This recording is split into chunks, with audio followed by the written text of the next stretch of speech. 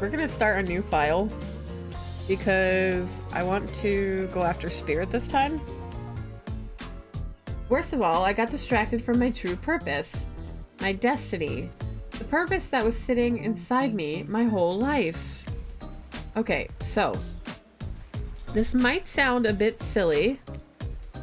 Spirit looks around to see if there's anyone else on the beach. When she's convinced that it's only you two, she continues. There's a dragon that lives inside me. I've always known, but I've tried to ignore it. When I couldn't ignore it, I tried to push it down. I'm so stupid. You're not stupid. That sounds badass. That actually does sound badass. I love dragons, so... Right? But I didn't let it out, and then I, you know, chop chop. And now that dragon is pretty much a one-track revenge beast.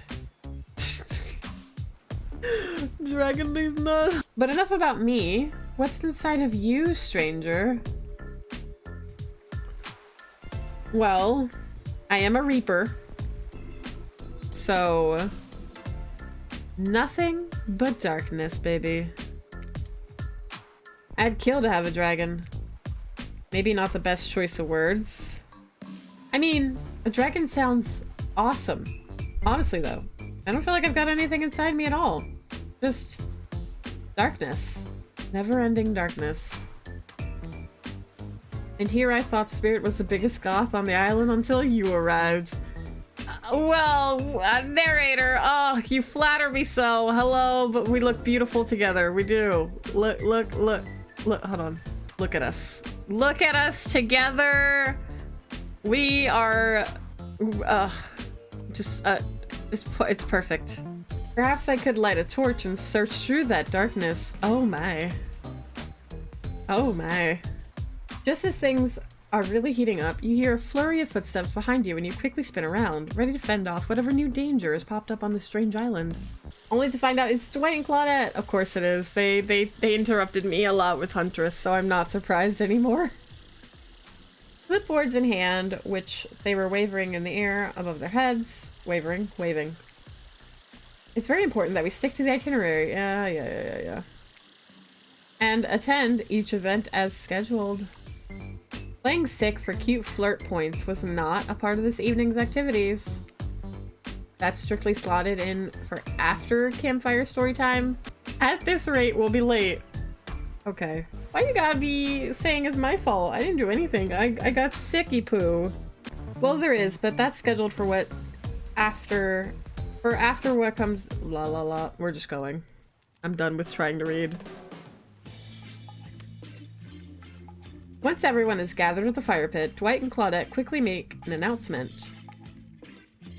We're not going to blame anyone in particular, but someone, and we're not going to say who, so don't worry, you, hasn't been sticking to the schedule. Look at the look that Dwight is giving me right now.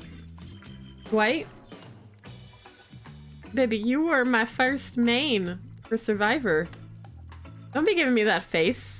That means that we're behind on time for evening activities.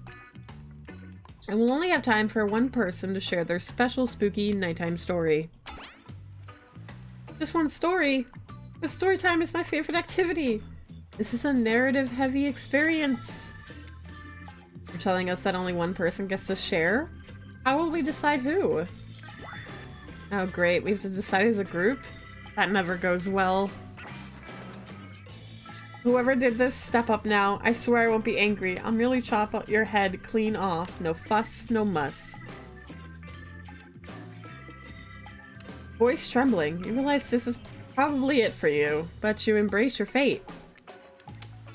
Sorry, everyone. I think they're talking about me. To be honest, I still don't understand how this whole schedule thing works. I guess I lost track of time while I was passed out? Been there before, even though it's taking some pressure off of me, which is an absolute dream come true. Is it really fair to pick on the newbie? Seriously, has anything here ever happened on schedule? Even once?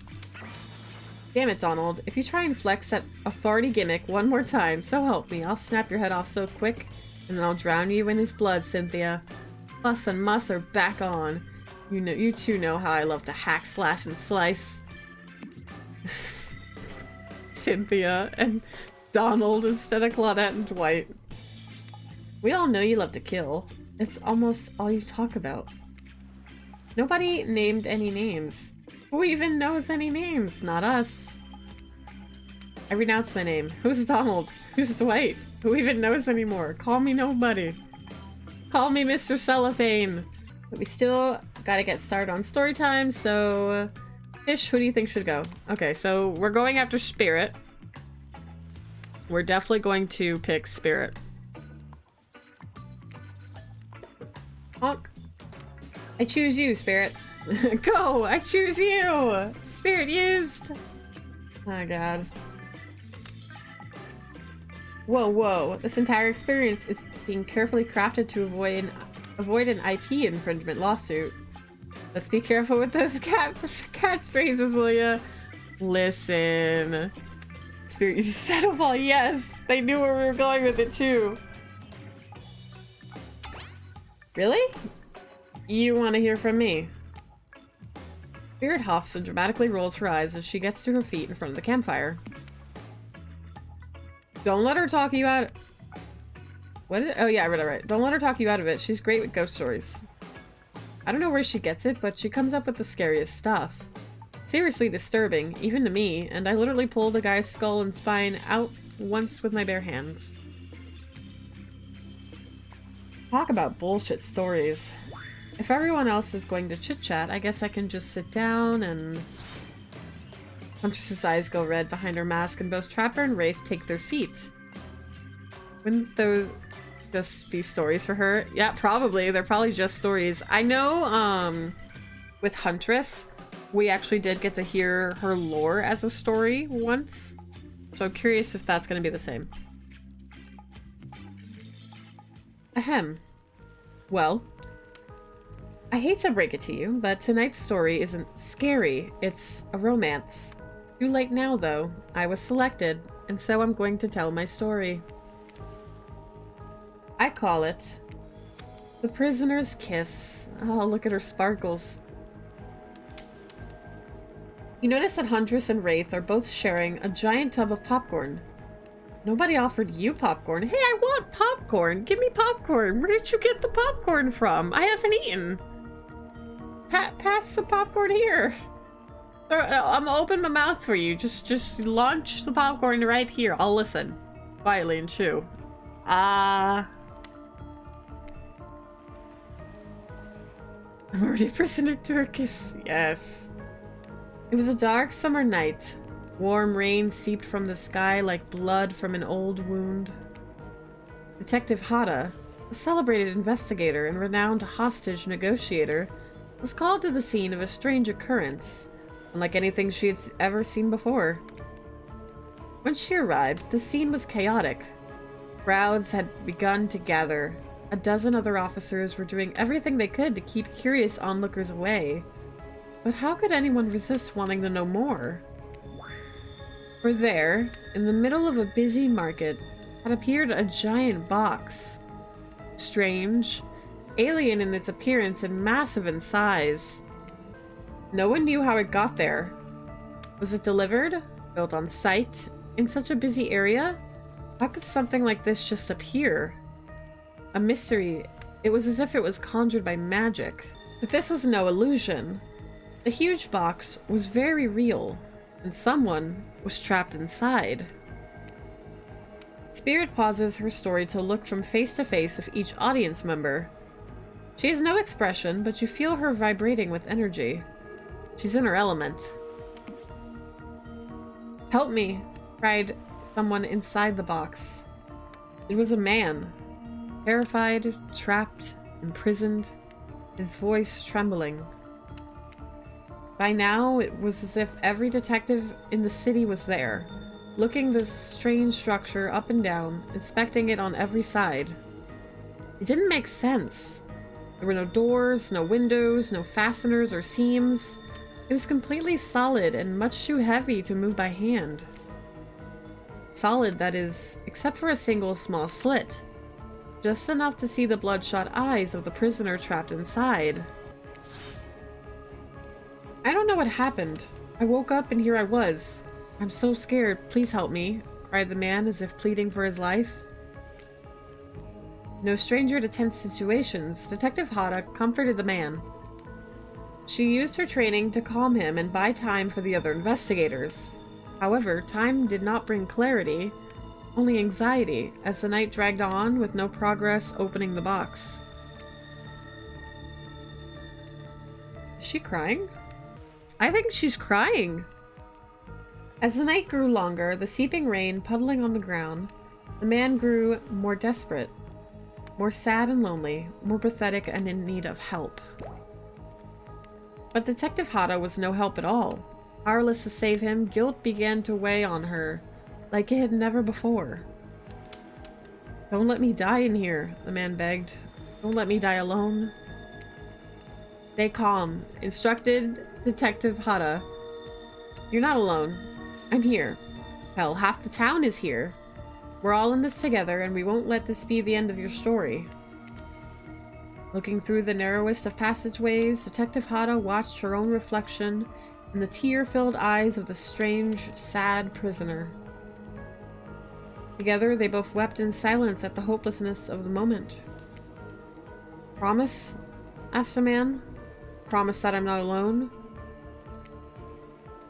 Yes, she promised. I do. A simple pledge. She felt an instant connection like she had never felt before. Not to her family, not to her friends, not to any other hostages she had worked so hard to free before. And so, when the man's eyes closed and backed away, it didn't scare Detective Hata, for she knew he would return. And he did, pressing his lips up to the narrow slit in this horrible puzzle box, repeating his question again, steam flowing from his mouth as he asked, Promise that I'm not alone? Yes, she promised. I do. And pressing her palms against the cold outside of the box without truly knowing why, Detective Hata leaned forward and placed her own lips up to the opening, letting her breath creep into this strange structure, allowing her warm lips to fall on this man's. It was a gentle kiss, a moment of compassion. You could feel in this brief contact the beating of her heart, pulsing blood through every inch of her body, matched beat for beat in the soft touch.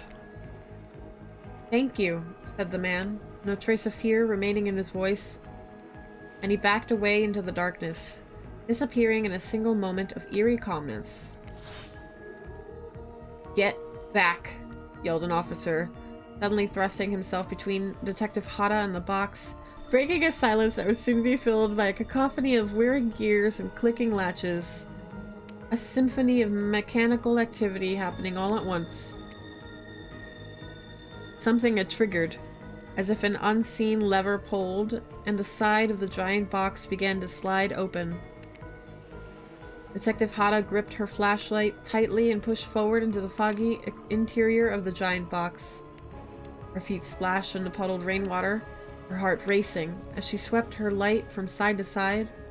And that's when her eyes landed on the man. Or at least, landed on what should have been him.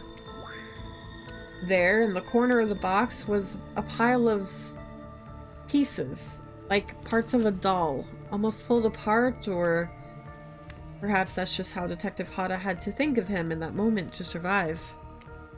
A collection of segments, limbs, pieces, disconnected from one another, cleanly severed and placed neatly in a neat little pile.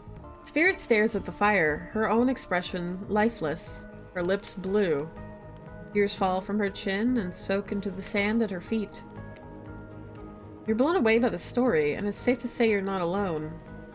Everyone else is looking into the fire or up at the sky, anywhere but at Spirit. It was you who chose her, you who initiated this harrowing tale.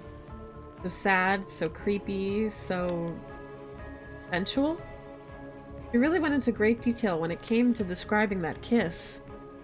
Too much detail, and now no one is sure how to act. White and Claudette are staring daggers at you. You have to do something.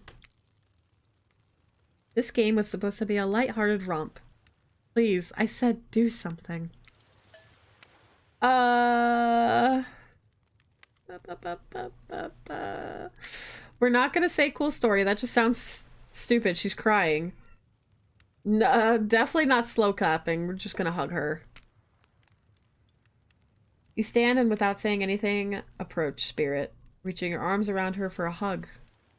Her robe, hovering in the air, begins to wrap itself around you and squeeze you into her. It's kind of like being hugged back, but also like being tied up.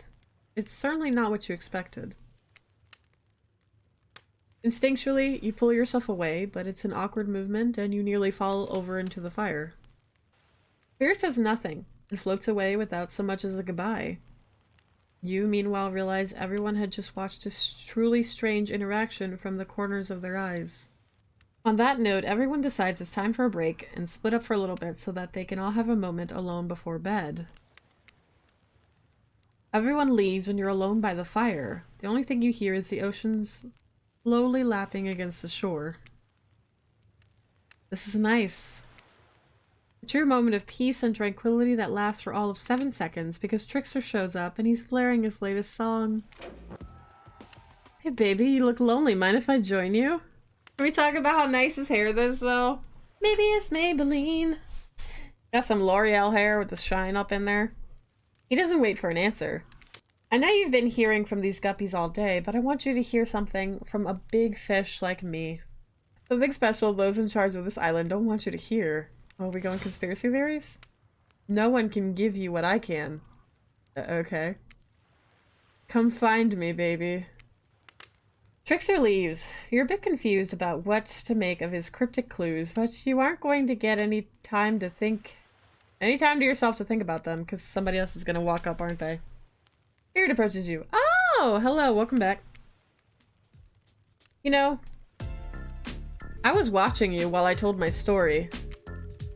I could tell it was having an effect on you. This fog that follows me around, I could feel you breathing heavily, taking me in. Well, yes and no. I am a mouth breather. I also breathe kind of heavy. But your story was really beautiful. Pretty sure it had an effect on everyone. Yeah.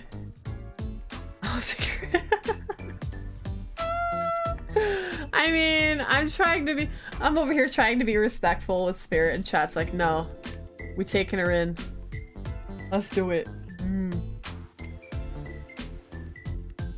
You and I are both absolutely flabbergasted at that piece of information. Legit, you learn something new every day. Even when you're a god, I mean a narrator. You're doing it again, right now. You need to calm down. You should come to the hot tub with me.